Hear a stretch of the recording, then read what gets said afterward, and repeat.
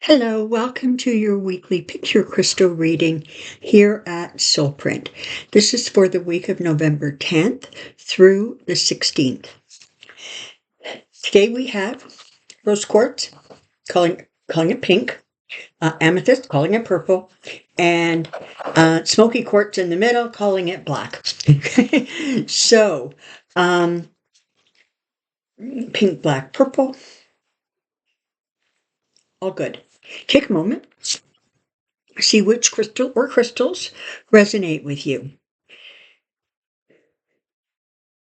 While you're doing that, don't forget that should you want a private personal reading from me, simply go to the information box below and you'll find an email address, soulprint888@gmail.com. Just send me out a quick little note saying that you want information and I'll get it back to you. I'll be quiet now so you all can concentrate on picking the crystal that resonates with you most.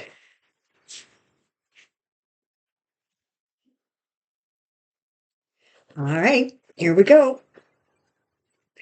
Let's start with the pink quartz.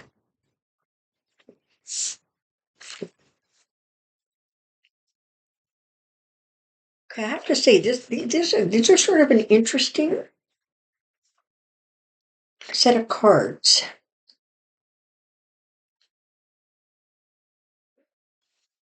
So you're starting with the Six of Swords, which is, it's sort of that indicator that you're moving away from some difficult times. It feels as if with the Two of Swords that you were needing to make some sort of a decision, choose a path, and that it was hard for you to do.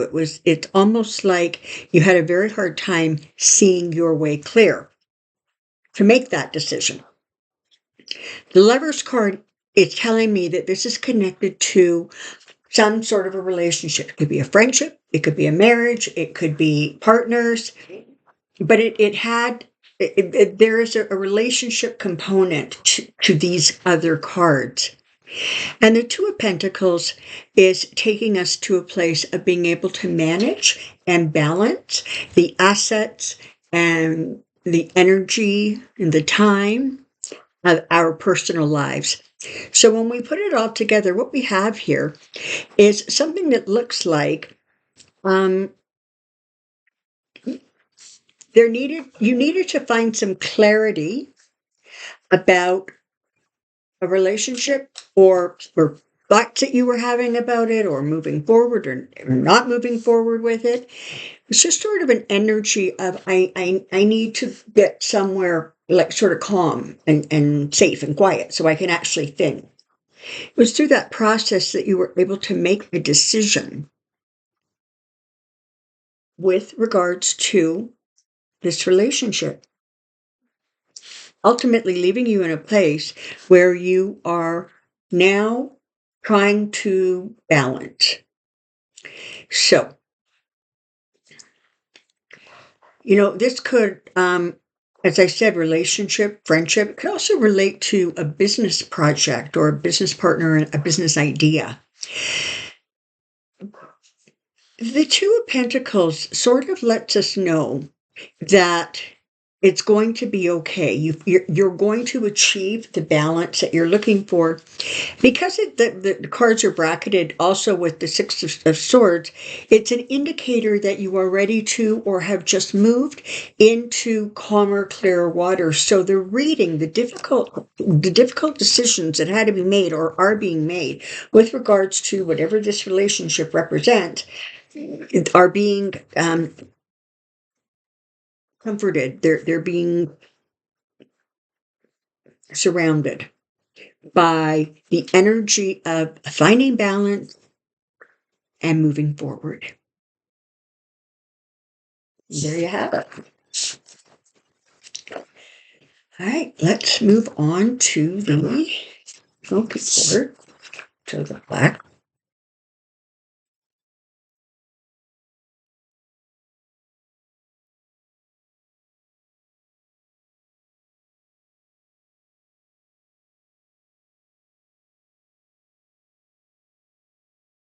This is interesting. Um, If this is the crystal you selected, you might want to also check out the reading of the pink quartz. The reason I say that is because um, there is a corresponding lover's card in that reading that would correspond to the Two of Cups in this reading. So just letting you know that you may possibly receive another message or a clear message from that first reading. So the Two of Cups, we're into relationships, right? We're talking about a relationship. Now, generally, the Two of Cups is about, a romance, a partnership, a marriage, an engagement, those kinds of exciting beginnings. Two of Cups represents sort of a good fit. But the thing is, it can also represent friendship. It can represent a business partnership. It can represent trying to sort of almost like combine two positive and powerful situations and find a harmony with them. The Wheel of Fortune is sitting here letting you know that in part, the situation you're in, or the decisions you're trying to make, the conversations that you're going to need to have or want to have, they have a little bit of a I don't want to use the word karmic. I think I prefer using the word past life, time component to them, or energy attached to them. Was this situation fated? Well, I guess that's for you to decide. But it seems to me somehow we usually end up where we're supposed to be, whether we think it's fated or not.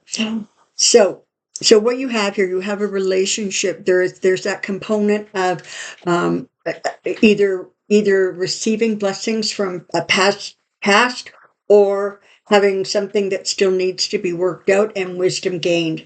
Where you're at here is literally those conversations.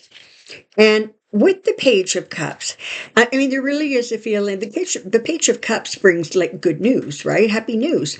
And so these cards are more, they're